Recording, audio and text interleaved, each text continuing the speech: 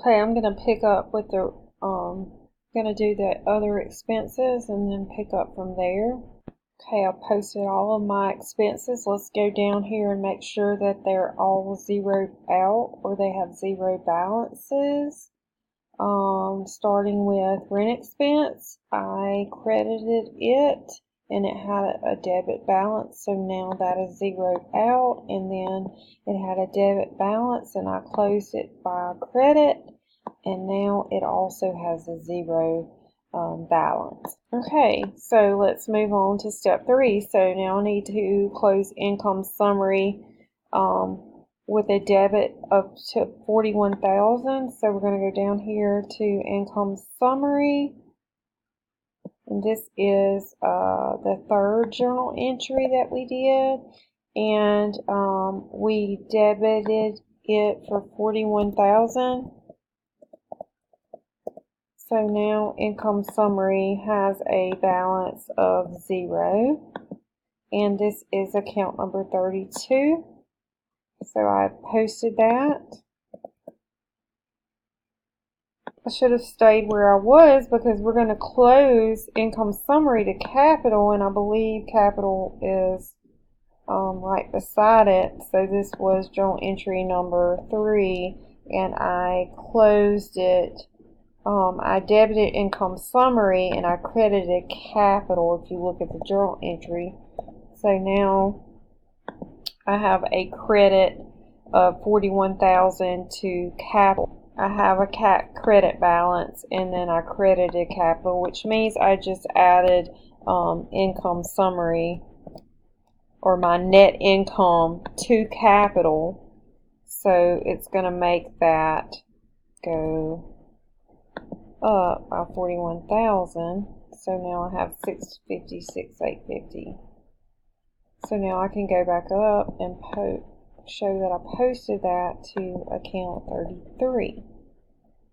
And then the last journal entry is I will debit capital for $25,000 or reduce capital. So I'm going to go back down to capital, and this is my last closing entry number 4, and I debit capital for $25,000, which means that capital is going to go down by $25,000. Now I can go back up and I can go to drawing, and this is journal entry number 4, and I credited drawing for $25,000. So now drawing has a balance of 0. And this is account 31 and account 33. So account 31 and account 33. This shows that I posted both of those. Let's look at our capital account one last time to show what's happened with these closing entries. This was our beginning of the year capital or beginning of the period capital. And then we added revenue and we added net income, and then we subtracted drawing. So this is the end of year capital or end of period capital. So this is everything that goes on your statement of owner's equity: beginning of period capital, end of period capital. What happened? Net income made it go up and drawing made it go down. And we can go back up and look at our journal entries one last time and see that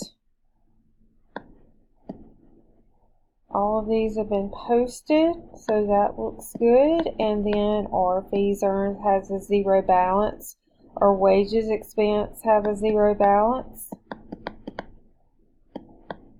All of our expenses have 0 balances, and our owner's withdrawal has 0, and everything, income summary has 0, and everything is now into our capital account. Now the only thing that is left is our permanent accounts. I will be left with asset accounts, liability accounts, and our capital accounts. And those are the only accounts that will show up on the post-closing trial balance. because I don't have to list out those accounts that have a zero balance. So the post-closing trial balance will always be much shorter.